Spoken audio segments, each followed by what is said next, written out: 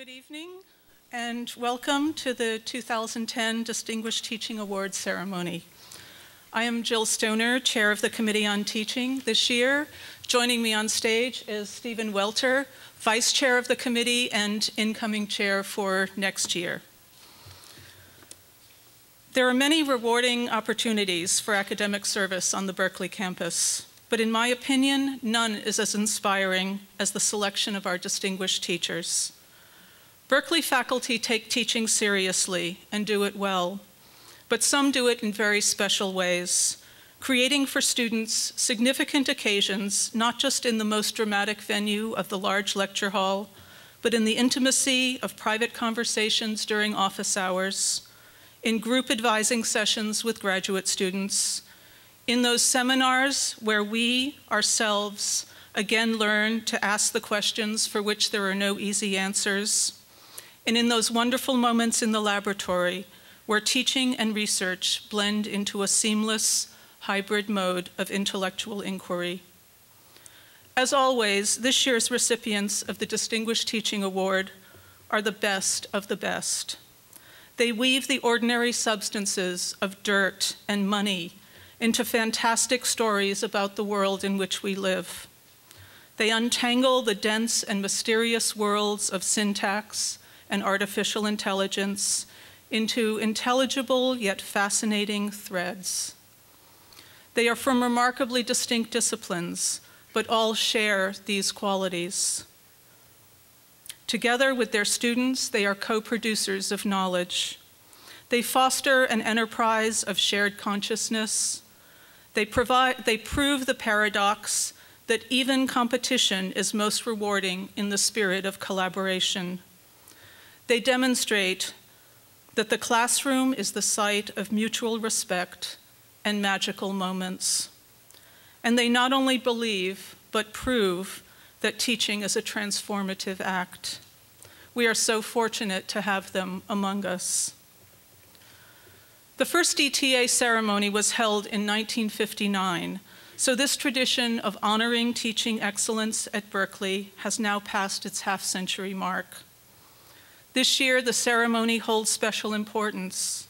In these tough times, it is all the more critical to honor the extraordinary commitment and talent of teachers on this campus. And the Committee on Teaching would like to thank Chancellor Robert Birgeneau, Vice Provost Catherine Koshland, and the Berkeley Division of the Academic Senate for their support in making this occasion possible. We are honored to have Chancellor Birgeneau here with us this evening, and I'd like to invite him up to say a few words. Chancellor Birgeneau.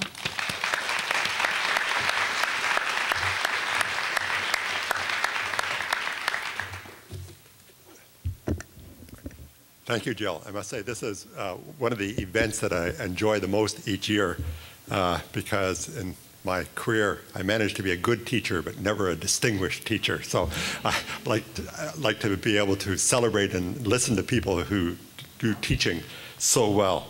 Also, especially this year where, especially those of you who are just at the Academic Senate meeting, know it's been a really challenging year, and it's wonderful to be able to celebrate our successes, especially in our core mission of teaching. In fact, many of you may know, and had several opportunities to do this again very recently, that I always insist that we not describe ourselves as a great research university, but as a great teaching and research university, and that we have to remember that the missions of teaching and research go hand in hand. And I think we do it very well here at Berkeley.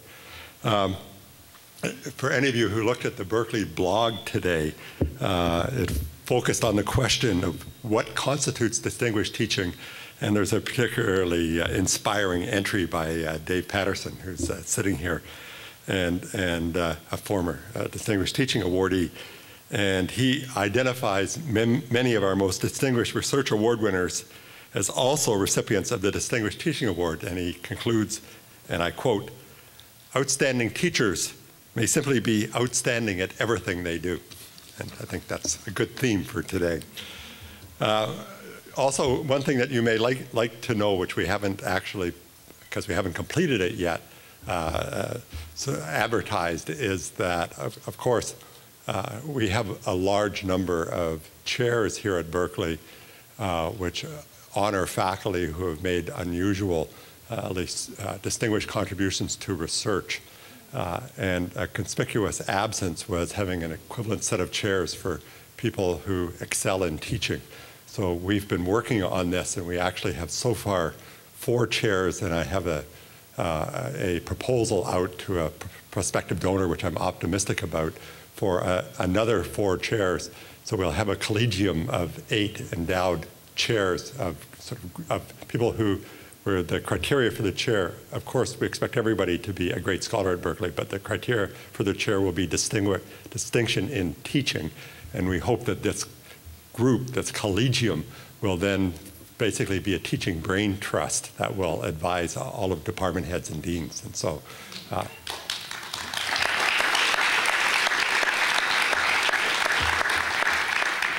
and I wish I could have gotten the prospective donor who has the proposal in his hands right now here today to listen to some great Berkeley teachers. The 4 individuals whom we're honoring today are being recognized for their outstanding contributions to Berkeley's teaching mission. And any of you who have read their statements of their philosophies of teaching will see just how inspiring they are. And of course, we're going to hear from that very directly. And these 4 faculty, and this is one of the really nice aspects, well, every year, but this year in particular, come from across the campus: business, engineering, linguistics, and computer sciences. And they're this quite distinguished group who have made their marks both in teaching and in research. They share several things in common: their deep love of their subject matter, their concern that their students learn and perhaps learn to love the material, and their willingness to engage with their students beyond the traditional lecture by connecting and exchanging ideas in new and creative ways. And while we honor these 4 who today join an elite group on campus, I need to re-emphasize the fact that they're representative, the sort of today's symbols of all of the great teachers that we're privileged to have here at Berkeley. And day in and day out, great teachers inspire, challenge, and empower their students to become the next generation of leaders and scholars. So let me finish just by congratulating you all on being this year's Distinguished Teaching Award recipients. You bring honor and distinction to the university, your students, but most especially to yourselves. So thank you for everything that you do for Berkeley.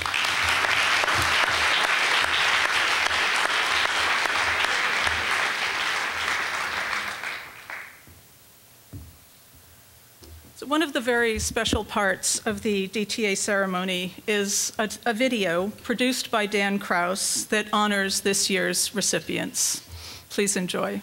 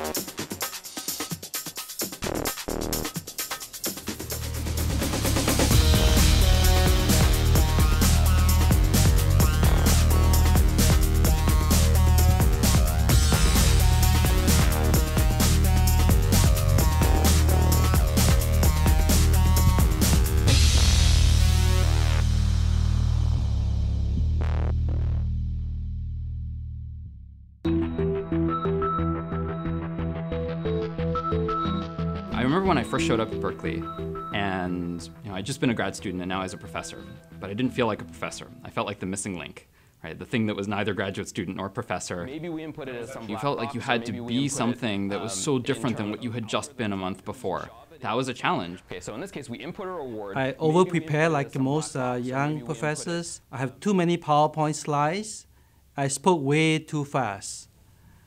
It was just not working at all. It was almost terrifying because I didn't know anybody. It was, and I see all these smart faces looking at me and expecting me to somehow give them the knowledge. We say in Danish, I was an unwritten leaf. Nothing was known about me and I didn't know anything about them, and that there was this big gulf between us that we had to bridge. I wanted to establish that connection, start to the dialogue. Great, we obtained back the same. You have to moderate your emotion, you have to moderate your enthusiasm. It's a very delicate balance. I want to have a surface that is slightly thicker. When I found that balance, things started to run a lot smoother. I sort of changed the way I teach. I lecture less, I pose question more. So what are we introducing now? Those things, those involvement that I brought into the class, make them excited about the class. Friday is going to be $7.50. I know. There's this huge signal coming back at you about what the students are thinking, whether they're excited, whether they're bored, and you react to that, and you grow with that. The behaviors that result from trying to optimize those things. The responsibility is just to give back to the students all of the energy that they're giving to you and that they're giving to the class. You have to trust that the material you have and their curiosity, their intellectual capabilities, their humanness, they will reach out from their side and I'll be reaching out from my side, and in the middle somewhere we'll meet and we can build something together. In an ideal classroom environment, the students have to be participating. Evaluate again for 30 degrees. You have those connections happening from both ends. You have the teacher trying to engage the students and the students responding to that very, very supportive environment. It's that dialogue between what fires you up about the material and what's exciting to them that really causes the course to emerge the way it is. Check it out. Look at how much concurrency is happening. It's really exciting to watch people go from expecting the answer to be supplied to reaching out for that answer on their own. If you have a situation where I can just see in my peripheral vision that there's 6 or 8 hands up and there's some clearly defined issue that we're discussing and people have something to say about it, I'm just going to step back and be just the one who says you. I'm no longer a professor at that point in time. I'm just one of the team members in the class. Sometimes I feel like I'm a student myself, and it's almost like reversing the role. And the key question for you guys is just that, which is the best? I see them as co-producers of knowledge. The success of each class critically depends on their participation and inputs. That participation is actually vital. If without the participation, the class is stale. There is no energy. We check your geometry to see if when the student actually challenges me or asks me questions that I haven't covered in class, that's what keeps us on our toes, and that's what keeps us Berkeley faculty very engaged. I think the most important, impressive thing to me is when a student actually thinks about something that happens in a lecture and they're skeptical about something and they go and do some investigation on their own right. What do you think the difference is between blue and yellow? It's not just you have the guts to speak up, but you also have the commitment to actually do the work. I've done a case in my class and I created an Excel spreadsheet I thought was perfect. Guess what? A polite MBA student sent me a revised version, which is 10 times better than what I created before. They tell you something about our students, right? These students are very smart. They're going to push you. Because they just want to know.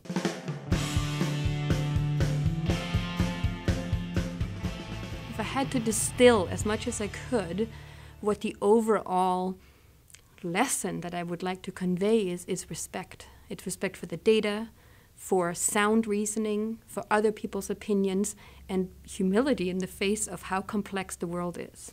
Okay, so there's a discrete decision at the top. Teaching them not the answers to questions, but really how you go about attacking a question which is open and in 2 years, in 10 years, probably still will be open. How you make progress on these hardest questions. Everybody remember back, we got a page. Because you know that even if they forget every specific piece of information that you've just covered, that they're going to take away something very formative that is going to serve them well. What I'm going to do is I'm going to the same. You're transforming not only their technical position, but they are also imprinting in them some ethical values. You have to put your practice into the world context, in the societal context. This play is all about working together as a team, being collaborative. We believe in actually creating a bigger pie for the society so that even though sometimes it might be at your disadvantage for yourself, but it's better for other people, we'll do it too. And I wonder if color has the transitivity thing. I don't know. Yeah. Students learn not just from the teacher or from the textbook or from the homework, but from each other. There is some sense of a shared consciousness. We're all working towards something together. A lot of people are really motivated by competition, but on the other hand, a lot of people learn best when they can collaborate. We were doing these competitions in class, and what I saw was people would help each other because they knew that the best way to win the competition was to really have a lot of ideas flowing, and then people really push themselves. Okay, good job, everybody. In the classroom, one of the things I want to transmit is that you have to love what you're doing. And that, transforms into passion, transforms into engagement. It was a transformative experience. The process of learning never stops. The moment you stop learning, that moment you're dead. They never finish as a student. Even they graduate from Berkeley, they continue to learn, they continue to be a student that continue to acquire knowledge and learning. Learning never stops.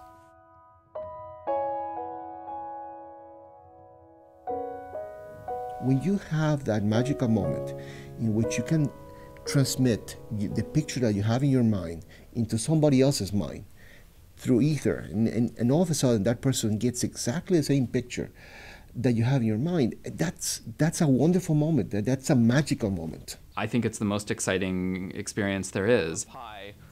Seeing somebody else have that same realization is the same feeling of excitement for me as when I go through it myself. If I can pass on to them the experience that I had, then that's all I can ask for. I'm so happy. I make a difference in their life. And some of them become my friends. They are not my kids, but they are my younger brothers and sisters. And I saw develop a deep connection with them. To students, you should know, though you probably can't really know unless you all become teachers, how important students are to teachers. I think it's almost impossible to understand when you're still a student, but when you become a teacher, through that transitivity, you can see it. You are like a boat in the sea, and the students, they pick up on your wake, and they're transformed by your path through their lives. The students actually become our continuation. You see that they are going to continue the work that you have been doing. The legacy lives on. This is the group of people who are all very talented. They are all very motivated. And you are influencing them in some small and positive way. I think this is wonderful. This is wonderful.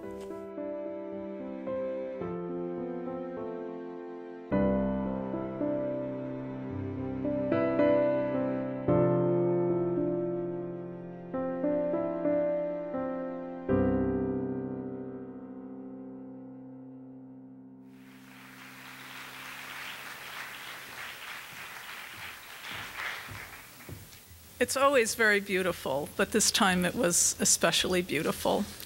And please join me in congratulating and welcoming our distinguished teachers.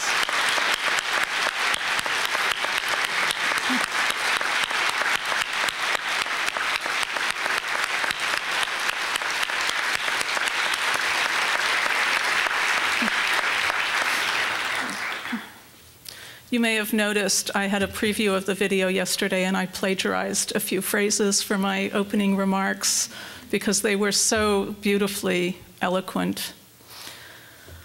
Steve and I would like to acknowledge and thank our fellow committee members, Ole Hald, Linda Williams, Dave Patterson, Mac Horton, Andrew Stewart, and Claire Crampsch, and our wonderful student representatives, John Bio and Sarah Newland. And the entire committee extends our very warm thanks for the hard work that the staff of the Office of Educational Development has done to assist us in this process throughout the year. Hilary Power, Robert Schlick, and Steve Tollefson, who earlier today was himself honored with a Chancellor's Award for Staff Excellence.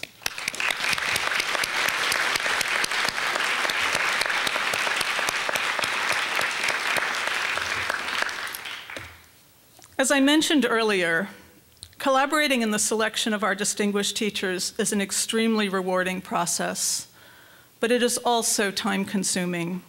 For both stages of the nominating process, department chairs and staff prepare very thorough dossiers containing hundreds of student evaluations, letters from current and former students and colleagues, the nominee's own statement on teaching, and course syllabi. And each member of the committee reads every word. Adjectives like awesome abound in the student evaluations.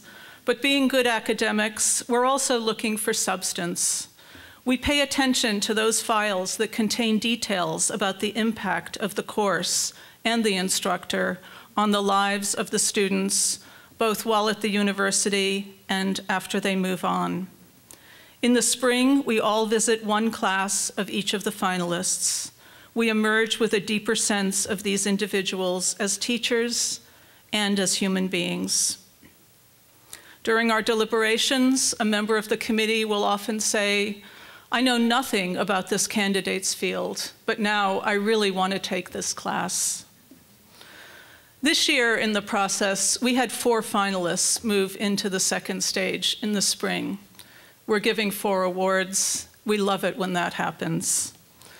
Let us begin with Teck-Hua Ho. As befits a school of business, Haas has an interestingly competitive method of course selection. Perhaps inspired by such phenomena as eBay, students engage in a bidding war for elective classes. Each student is given a set amount of credits to use, and each year, the bids on Professor Ho's course on pricing have increased. He now holds the all-time record price of any course since the inception of the system. This is only one indicator of his enormous popularity at Haas. As one student wrote, "While students are told that his research is respected by his peers, what really shines through is his excitement for every moment spent in the classroom and even outside of class."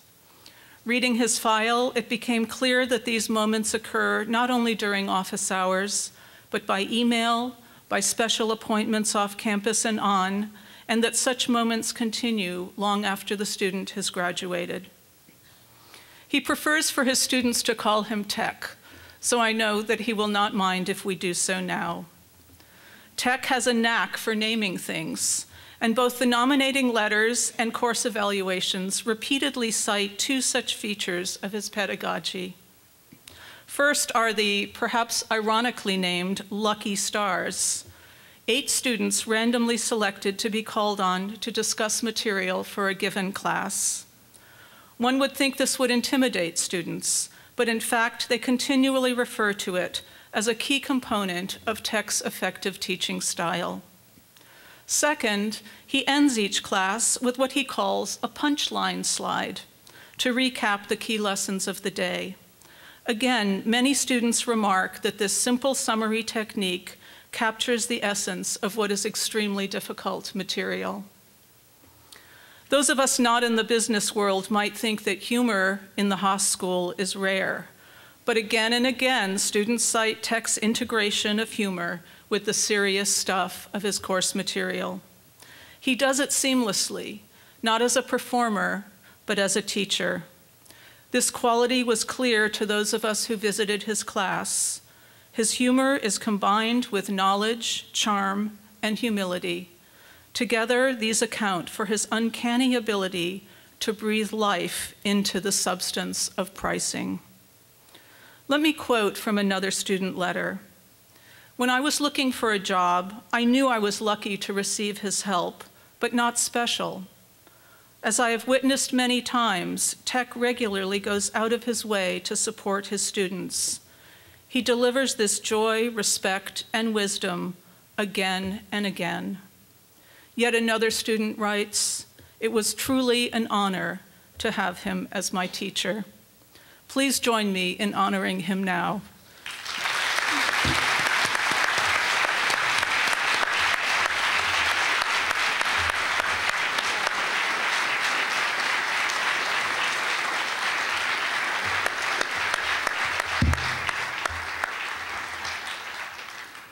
I want to make sure my wife is here first. She's here. Good. So, I'm deeply honored to receive this award. The video clip we just saw was fantastic. I was thinking about my parents, obviously, and my parents who are in Singapore, who are not here, obviously, and will view it, I'm pretty sure will view it again and again, both alone and with their friends. And following the Singaporean culture, they love to brag about their children. And I'm sure this will be on the top of the brag list for some time. It sure feels good to be back on the list again. You guys have to understand that this is a standard family of 40 members altogether. So I'm just one of the 40 people. So, okay, so when I received the news of this award, first thing I did was I took a look at all the list of all past recipients. I recognized many, many names. They're all giant teachers, and including our dean here, Dean Lyons was one of them. And I was really great honor to be in their company, frankly, because I speak with an accent, Singaporean accent. I never thought that this would be possible, and thank you.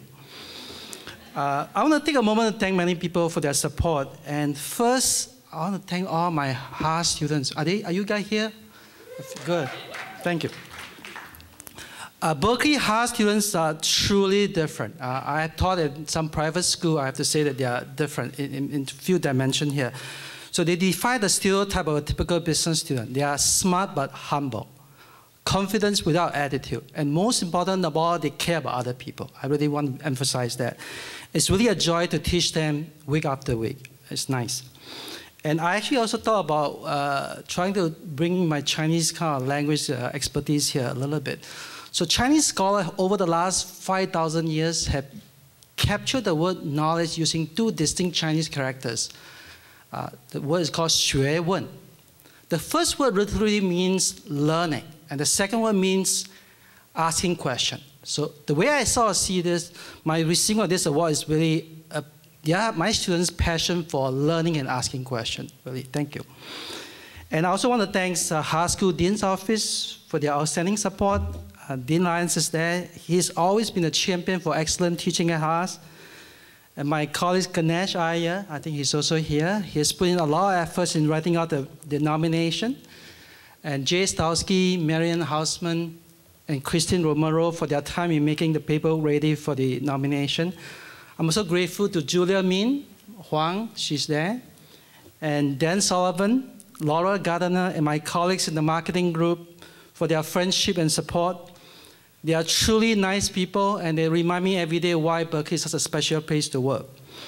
I also want to thank the Committee on Teaching and many colleagues and students who wrote letters of support. And finally, I want to thank my wife, Lane, for making me double boiled chicken soup on my teaching days. Just in case you didn't know, double boiled chicken soup is a very nice chicken soup for the soul too. She will always read through all my raw teaching evaluations and give me her honest but gentle feedback. That's the key. And thank you, dear. I cannot imagine what I'll do without you.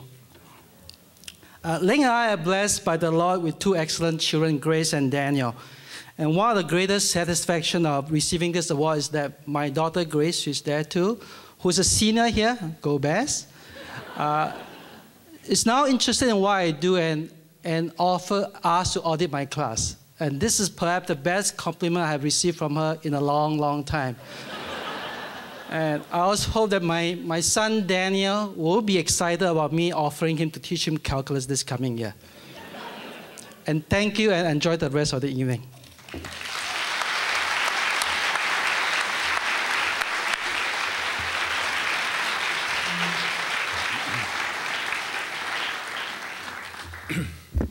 Well, it is my pleasure to introduce Dan Klein, who is an associate professor of electrical engineering and computer science and teaches as one of his courses an introduction to artificial intelligence. Now, one of the things that you do this process is that every discipline has a different approach to the way they produce the cases. Some are very flowery, some try to persuade you with their language, others take a more quantitative approach. As you might guess from the electrical engineering and computer science program, it was a numeric assault. They started off with a wonderful letter where he plotted, graphically of course, the student effectiveness scores starting in the other period, pre-Dan, from a 4.6 to a 6.8 out of 7. He then supported this position with a quadrupling of students in the last 4 years under Dan. Not happy with just showing trend lines, he then explains the variation in the data, the valleys being other and the peaks being Dan. So at this stage, I'm feeling sorry for other. He goes on to show the control group is the other faculty who have taught this, and it's the worst scores they got was teaching this course. And then he climaxes his letter, as only an engineering department could, with a 20-year review of the electronic data, and it shows us the highest score ever achieved in an undergraduate course. So that stage, I'm feeling the love, and I know numbers don't lie. All right, so I started to read the rest of the file. And one of the things that I noticed, though, immediately was instead of being quantitative, Dan takes a spin and instead gives us a very different approach. And I'm going to read out of his personal statements.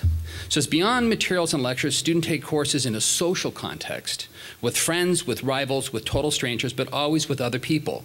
Class culture is therefore a very real part of the experience. So now I'm confused. Now we've got an engineer talking about learning styles, culture, social context.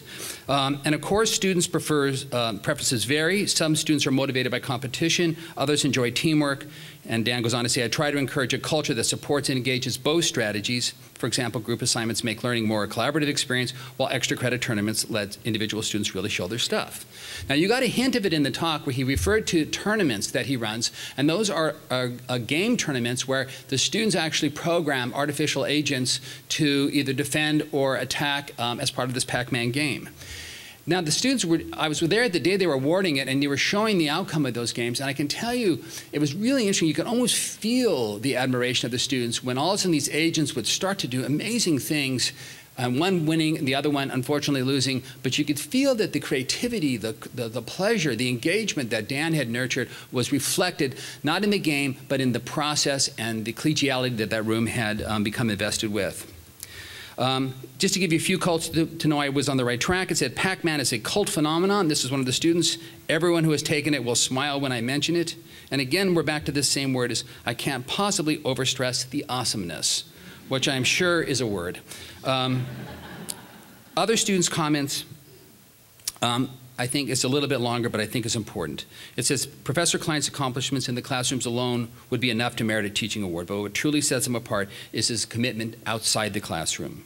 Showing dedication on par with the top professors on campus, he provides virtually unlimited office hours, runs his own review sessions, and knows and advises students on an individual basis. However, no other professor I've heard of can be seen running a ballroom dance workshop, serving as a faculty speaker on a last-minute notice, and starring in an EECS theater night. These sorts of endeavors, falling outside of his official teaching duties, give only a glimpse to the kind of effort that Dan Klein puts into connecting and inspiring his students. As part of this process, you worry that there's so many good dossiers that you pick the right one. Is it working? Are you making a mistake? And I just want to share one sort of final anecdote. Is as I was on the committee, one of my grad students said, I was on the committee. She said, I heard of this guy in computer science from other students, and we're not in computers, I'm in biology. She said, who's apparently a phenomenal teacher, and he inspires and encourages his grad students to do teaching. So I thought that was interesting, and as I was reading the case, one of the letters is from a grad student. It said, well, as Dan and I were up in the lab one night working on our research at 10 o'clock, as a break, he decided that all of the grad students and he would go down and help the undergraduates. At that, I started to pique my interest, and so when we finally announced that Dan Klein was the recipient, I mentioned to my student that Dan had won it, and she goes, Dan Klein, she goes, remember that guy I told you about? She goes, Dan Klein's the man. And I thought to myself, boy, did you ever get that statement right. And so the other thing that I was pleased with by that is that I know we did get this process right, and then his love and his appreciation of the students and the way that he pulls them in is palpable if you read the reviews. And with that, I'd like to bring Dan up, and congratulations.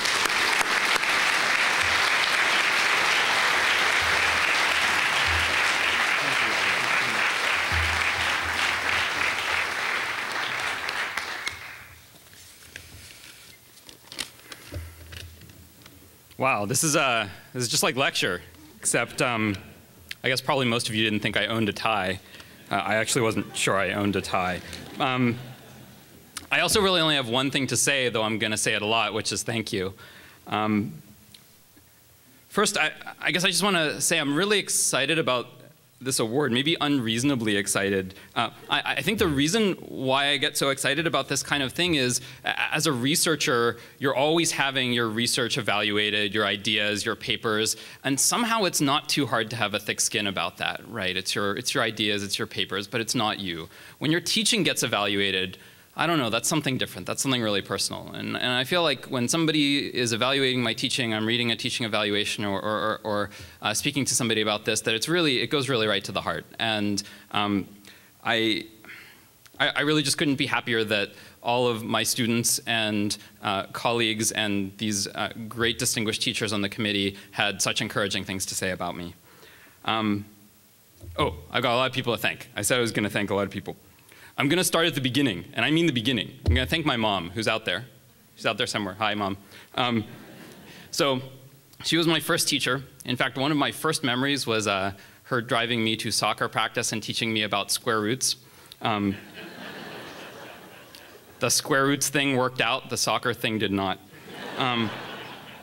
So for that and a million other things, thank you so much. You're the best parent I could have asked for. You win the Distinguished Mom Award. I've had awesome teachers all the way along, as role models, but also just people teaching me.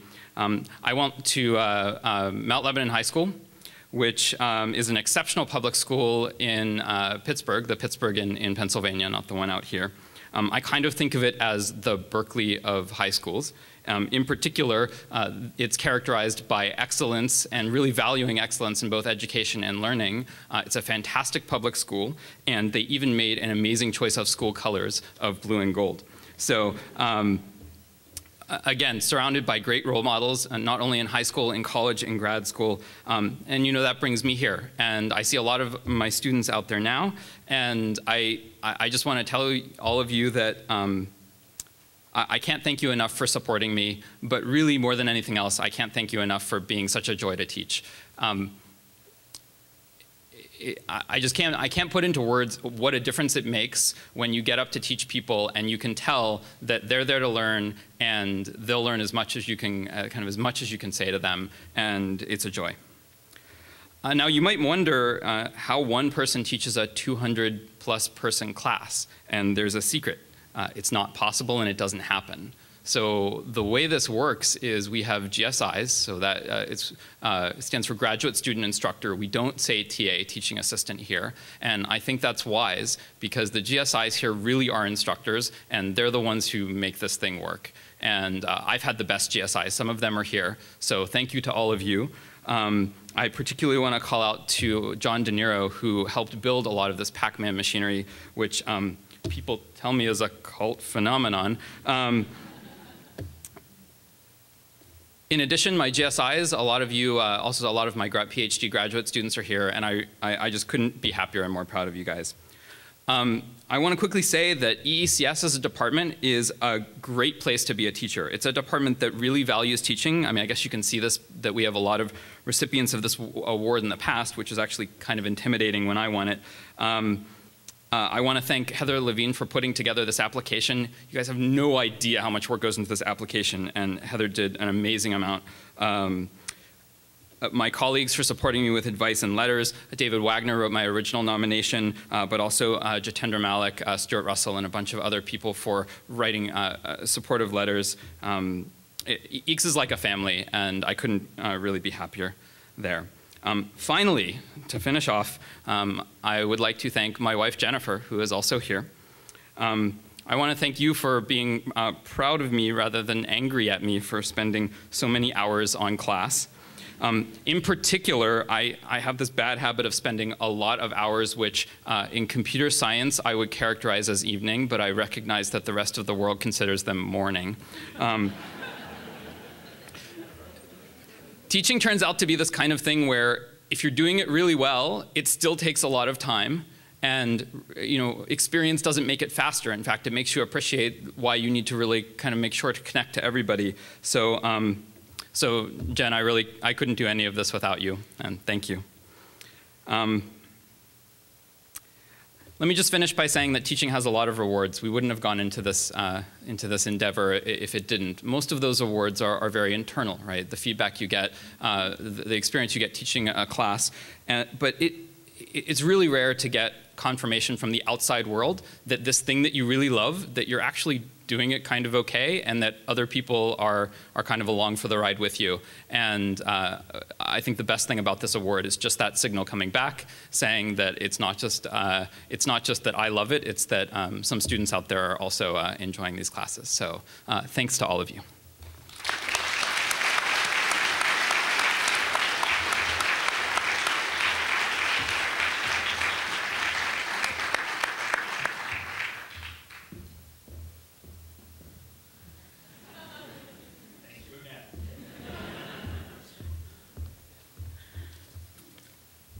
Now let me talk a little bit about Linne Mickelsen. In reading Professor Mickelsen's dossier, it became clear to our committee that in her very few years here at the Berkeley campus, she has had a huge impact on her students and on her department. We hear that syntax is the core area in the theory of linguistics, and we hear that it can be a frustrating subject to students. It can be considered impenetrable. But now, since Linne Mickelsen has arrived on campus, Chair Sharon Inglis writes in her nominating letter, students have been specializing in syntax in droves. They're flocking to the subject. Her passion for teaching transforms her students into passionate learners. One student writes, her commitment to her students and to the subject matter is reflected in the extraordinary amount of effort that we, as students, expend. Hours outside the classroom every week, discussing the assignments, doing optional background readings, setting aside one Saturday each month to learn about individual projects, or to attend a linguistic-themed play as a class. What an amazing thing this is, to engage one's students so deeply in the material that structured class time and that proverbial notion of free time merge into a single learning experience. To quote one of my fellow committee members, her teaching is magnificent in all aspects. We noted in our visits to her class that she is brilliantly facile in the challenge of engaging large classes in substantive discussion and in integrating student comments spontaneously into the flow of a lecture. We all know that this is no easy task. Professor Mickelsen writes in her own teaching statement, everyone in the room must learn something from every class, including me. We saw in the video what she describes as what I would call as a Michelangelo moment. She reaches out and the students reach back. They meet in a place unexpected, a powerful partnership in the learning enterprise. This is what we observed. And as one student says, she helped me to understand things I thought I could never understand. And from another, Linne never seems to lapse from a state of joy and excitement about teaching this material. So we have joy in the classroom, flashes of discovery, and a professor who humbly acknowledges that she never stops learning. These are the marks of a distinguished teacher. We congratulate Linne Mickelsen.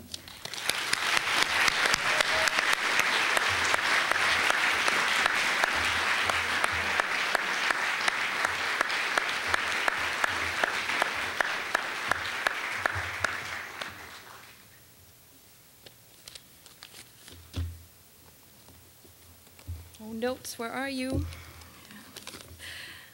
Okay. Dear students, dear teachers, dear co-workers, dear family and friends, dear campus community. I was born in Denmark and I lived there for 23 years. Then I lived for 2 years in Edinburgh, and the last 12 years I've lived in California. I was a student at UC Santa Cruz for 6 years, and this is my 6th year teaching at Berkeley. I have come to love the University of California with the same intensity that I love my home country, Denmark. And by that I mean that I delight and take pride in all things great about this institution, and I worry desperately about preserving it, cultivating the goods, and stamping out rot and fending off evil. I delight in its intellectual caliber, in the intelligence and diversity and spirit of its students, in the beauty of its campus, in its friendly and inclusive atmosphere, and in its sense of shared governance and non-hierarchy, which is shared with my home country. I worry desperately about systemic problems of funding, episodes of intolerance, lack of faculty participation in the shared governance, the exertion of administrative power over students in time of debate and unrest. But on this occasion, I salute Berkeley for promoting good teaching.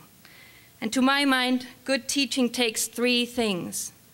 It takes good students, which I think of as students who care, who think, and who do the work. It also takes, secondly, diversity in the classroom, because I believe that's the best way to foster respect and understanding for each other. And thirdly, it takes preparation on the time of the teacher, and class can fail. As all teachers know, a class can fail for instructive reasons, but lack of preparation is not one of them. So, does Berkeley support good teaching? I really truly believe it does. One piece of evidence is the very existence of this award for over 50 years, but much more importantly, it supports those three things: good students, diversity, and preparation. So, to take some examples from my current classes, that students care, yes they do. I'm teaching right now Introduction to Linguistics. Many students are taking a linguistics class for the first time, and I assigned on homework 8 an optional task, and I told them expressly, there are no points. You won't get any points for this. And I did that because the task was reinventing or figuring out the key aspect of my first published research paper, and you could not expect an introductory class to do that. And yet, more than a third of them tried, and many of them got it right. So they care, and they think, and they do the work. Diversity means many things, but when you're teaching linguistics, it also means linguistic diversity. And in that same class of 100 students, there are 33 languages spoken between them. I cannot emphasize how important that is when you teach a linguistics class. And thirdly, preparation. Do I have time to prepare for my classes? Yes. With some measure of self-discipline and with the unending help of my colleagues, my department chair, my staff, and my GSIs, my graduate student instructors, I find the time. So why do I bring this up if all is well in the state of Berkeley? Well, I bring this up because decisions of direct relevance to the conditions of teaching at Berkeley are about to be made.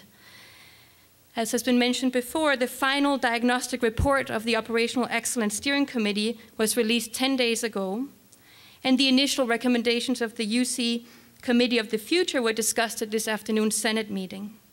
I will not pretend to understand all of these issues involved, nor to know the best way forward, but I have read enough reports and listened to enough presentations to worry about the impact of these decisions on teaching at Berkeley. Specifically, changes to IT and human resource support, to take an example that I feel will impact me, if at departmental level those things change so that there's less human resources and IT support at the departmental level, that could drastically affect how much time faculty have to prepare for their classes. So I feel if I had not had the expert, immediate, and never-failing support of our department staff, Paula Floro, Belen Flores, Natalie Babler, and Ron Sprouse, I would have been lost and stuck in administrative, technical, logistical, and compliance issues, and I would simply not have stood here today. So I urge the campus leaders to keep teaching and faculty time in mind when you make your decisions. I know you have to make them, I know it's going to hurt, but keep that in mind. We need time to prepare for our classes.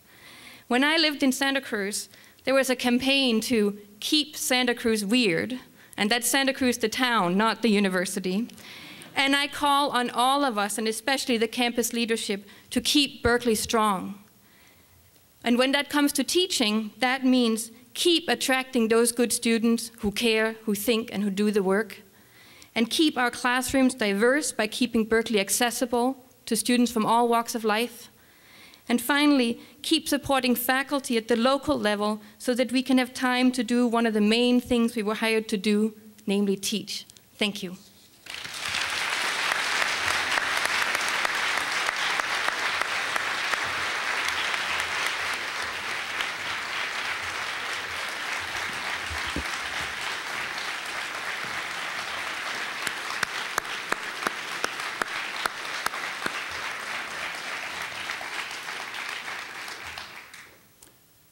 Well, it's my pleasure to introduce our final winner tonight, which is Dr. Juan Pastana Nascimento, and he's been gracious enough to let me refer to him as Dr. Pastana tonight. He teaches in the civil and environmental engineering, and he teaches a course called environmental geotechnics. As Jill alluded to earlier, we have a chance to go to everyone's course as members of the committee. And as I went into his classroom, the title for the presentation was on the effects of soil type as a liner for landfills. So I was electrified. And, and I was wondering, how did he generate the passion for this topic that we had read in our evaluations? And at the end of the hour, I actually know the answer, but to be frank, I'd rather read a student's comments because that's really where the truth comes out. So here's one of the students' quotes. He says, "I would go to lecture and be excited about the subject material and interested. Then I'd go home, look at my notes, and try to do the homework and say, sweet, effective stress ratios. Wait, oh wait, not so sweet, this is pretty dry. Then it would hit me. Pastana makes the class enjoyable enough that I would not just zone out, but I would actually retain the material." The next person goes on to say, "He is a professor not only of geotechnical engineering, but of life in general." And at that stage, I thought, no, that's a title I want, Professor of Life. And then the last student, which starts to really embody much of the comments that the students make, said, "In a world of competition, where parents are often not at home, where everybody's trying to protect what little they have, the role of professor carries major responsibilities. Their words and actions can easily build up a student as well as bring them down. Professor Pastana is well aware of that, and he knows how to empower students and guide them to whatever their real goal may be. He does not need to give a lecture on this. Every day, he gives us real examples through his actions." And the final one I want to read, and then I'll be done with the students' comments, is, "This is the first time in 3 years that I gave a professor a perfect rating. He has a wonderful personality that would brighten up your day with his presence. He cares a lot about his students and would not only help with class material, but with life and our future." The theme that ran through his evaluations was that he was much more than just an instructor of environmental geotechnics. He was teaching life lessons. And the students, when you read their evaluations, I can tell you it was very different. I don't know how to convey that to you, but there was a passion in their comments. They weren't critiquing the man. They weren't critiquing the course.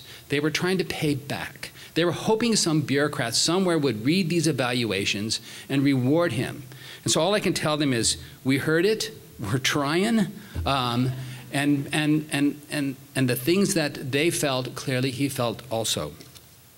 In the story that I thought maybe I shouldn't tell, but I will, is when I called him to let him know about the award, all of a sudden the line got quiet afterwards. And at first I thought I had lost him. And with that, I realized that he was moved and wasn't talking. At that stage, all of a sudden I got moved and I couldn't talk. So the conversation wasn't going well. But I thought in the end that's often the secret here, is that the fact that the award meant so much to him was clearly part of why he loves teaching so much. And I think it summarizes in his statement, and I think it becomes most clear. So in his words, "In summary, I strongly believe that without the genuine engagement of the hearts and minds of students, teaching techniques are insufficient to attain a higher level of performance and permanence. Again," says, "I remain grateful for the opportunity to have fun every time I'm in front of the class, learning the subject and again and again." And I think if you listen to most teachers, it's that word grateful that comes up. You know, teaching is not an obligation, teaching is not a job, teaching is an opportunity. And in the end, it's very clear that Dr. Pastana, for him, as much as the students are getting, he is getting tenfold back. And it is that connection with the students that they feel is the connection with him that he feels back. And I think that's part of what makes him such a tremendous teacher. Dr. Pastana.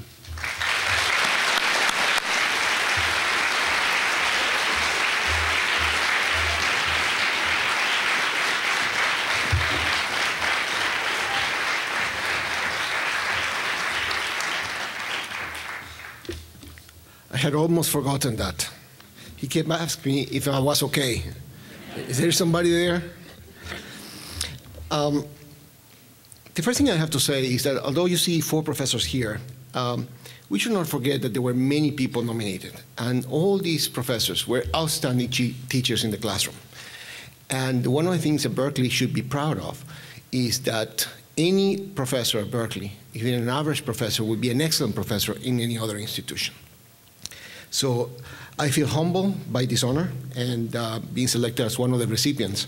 But I have to tell you that all of them are distinguished in my book. I'm also very excited because I feel that we are at the verge of a new age of enlightenment. And this new age will come about by the new technologies and better understanding on the way we learn, store, and retrieve information in our minds. And I look forward to the day in which a teacher will say, "Come, walk with me. Today we are going to learn history." And then literally the student will walk with the teacher in a virtual immersive environment in which that person can experience and learn about history or any other subject, and can interact with the other students, and will have a better, more rich experience and learning environment. I can see that in such an environment, you will be free from all our physical limitations. And it will be only at that point that we'll be able to learn at 10 times, 100 times faster rates than we do today. And only then we will go to where no one has gone before. When I was asked of what make a truly excellent lecture, I actually answered something like most professors do, although I really had no idea. And I thought about it very, very hard, and it came to me that a truly excellent lecture comes when you physically create or virtually create a time singularity. Because what you're doing is you're taking the past, the knowledge, you're engaging the students and the knowledge they already have, teaching them new tools and new information, and guiding them to what is going to come afterwards. So at that point in time, your past, your present, and your future, you essentially coexist. So for a magical moment, you're there, and the students are not looking at the watch. And the class goes, and they look, wow, that was quick. So I realized for this time, for this lecture, time is truly inconsequential. Using the same analogy, I have to tell you that we teachers are using the same analogy because we are a mixture of our past, our present, and our future. I mean, we are fortunate enough to have had great teachers that had impact in our ways, in our construct of how we teach and how we become a teacher. We have our colleagues from which we learn so much, and also we have the students in the future. And we learn as much from them as they learn from us. So again, from that time, we have this singularity of the future, the past, and the present just coexisting. I have the fortune, I've been very fortunate to have many excellent teachers, and I could name them all here, but I'm going to name 3 of them, Juan Francisco Lupini, Chuck Ladd, and Mike Celia. And I think they have been instrumental in my growth as a teacher and as a researcher, have infused me with a passion for learning, and have provided me a strong model of what an excellent teacher should be. I want to thank all my colleagues from Civil and Environmental Engineering Department for being such a great competition. In particular, I have to thank the members of my own group, Professors Bray and Seed, who provide really, really tough competition. And I really had to up my jokes at that point. So they kept me in what I call teaching shape. And finally, my students. I have to admit that I have learned a lot from them, and I keep learning from them every single time. To all of you, I'm very grateful.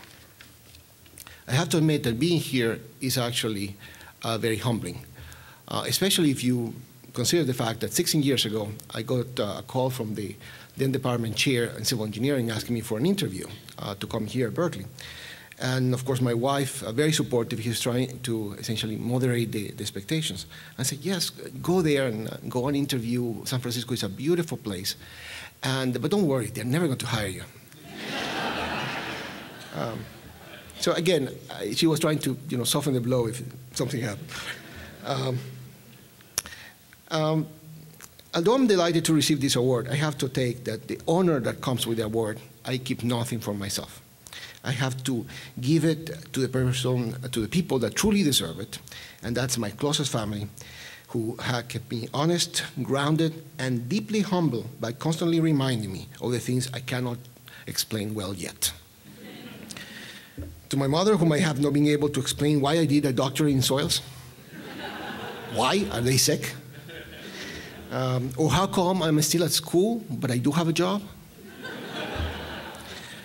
To my kids, son Juan, Manuel, and Maria Teresa, Dad, this is long division. You're explaining division the way it was told in the old times. To my wife, who I have never been able to explain anything well enough to be right, I understand that follows the Eisenberg principle. And finally, to my dad, who I never was able to explain how come I was a doctor, I wasn't able to save him. To all of you, my eternal gratitude. I have to tell you, you did not understand, and yet you believe. You trusted me. To the rest of you, I want to leave you with 2 words. No, it's not the end. Although that will work, but it's go Bears. Thank you very much.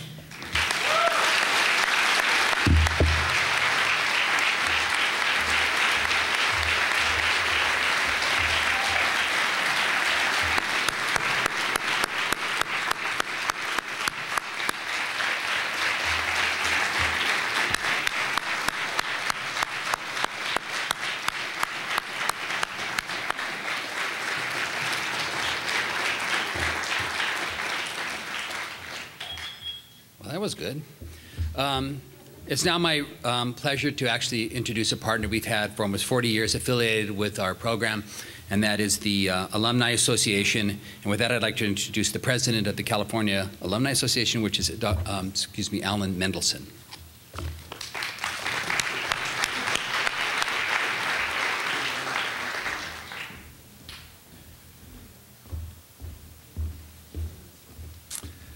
So being the president of the Alumni Association has some benefits. These next 10 days are actually a period of time where I actually, as the president, get to enjoy them. First is to tonight honor 4 distinguished professors. On Saturday night, we honor the university itself with our charter gala. And the next Saturday, we have a graduation ceremony for the TAP scholars that the Alumni Association funds. And for me, certainly coming to this university with a modest background, but nothing compared to the kids that we've supported with our TAP scholarships, it's truly inspiring to hear their stories and to hear how they've benefited from this university. The Cal Alumni Association is 435,000 living members. We do a lot of things, but I think most important is to support Chancellor Bergeneau and the university during these difficult times, to fund scholarships for a lot of needy students, and then, as I said tonight, honoring some wonderful professors. Now, of course, I had none of these professors when I was here. They're all too young. But I will say there's 3 people that I'd like to acknowledge that I didn't realize they had received this award until I looked through the program for tonight. First is Alan Dundee, who you may remember was a professor of anthropology, taught folklore. It was a wonderful class to sort of learn, some of the bases on which ideas that we have about things we take as assumptions, where it came from. Second, I don't know if he's here, but Jesse Choper was a law professor, is a law professor, but I had him as a visiting professor at Harvard Law School in 1971, and we subsequently became friends, and he's been an inspiration to me all my adult life. And then finally, sitting here in front, I can tell you, I've embarrassed him before, and so he won't be totally embarrassed tonight, but Leon Litwack and his lovely wife are sitting in front of us here. And he taught, of course, History 17, and it was in Wheeler Hall, huge class, and yet, despite the fact that it was this large hall and before PowerPoints and slides and computers, this man would take 1,000 or so freshmen, sophomores, and inspire them in terms of history and politics. And I've told them already, when I met him a little while ago at a Bancroft Library event, his lecture on Amy Semple McPherson, if you ever know who she was, it stuck with me my entire life. It was an inspiration. And to have a professor like him, it meant so much, and it helped to make me what I am, and I'm appreciative, and all of our alums are grateful to have the distinguished professors in the audience who have received this award, and obviously our 4 professors here tonight. So on behalf of the Cal Alumni Association, I want to say thank you to all of the professors who teach at this great university, and I'm actually here to actually give our 4 professors a gift. It's monetary even. So I'd like to give our 4 professors a gift on behalf of the Cal Alumni Association.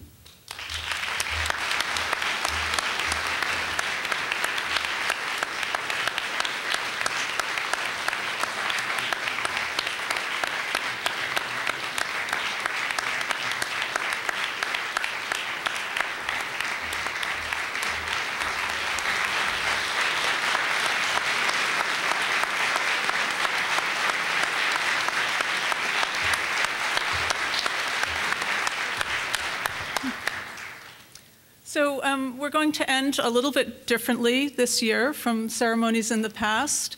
Steve and I would like to invite all past Distinguished Teaching Award recipients to come and join this year's recipients on the stage. So please come forward.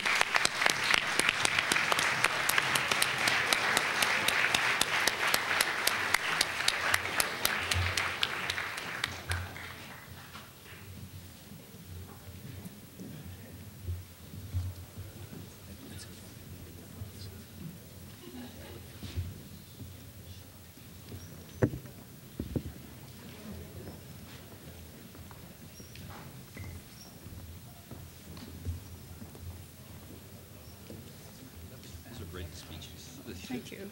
Thank you.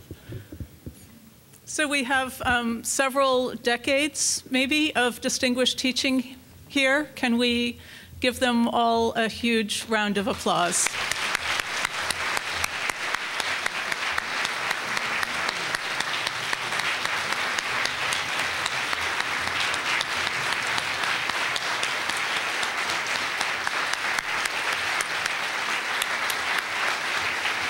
Thank you so much for coming, and congratulations again to our winners.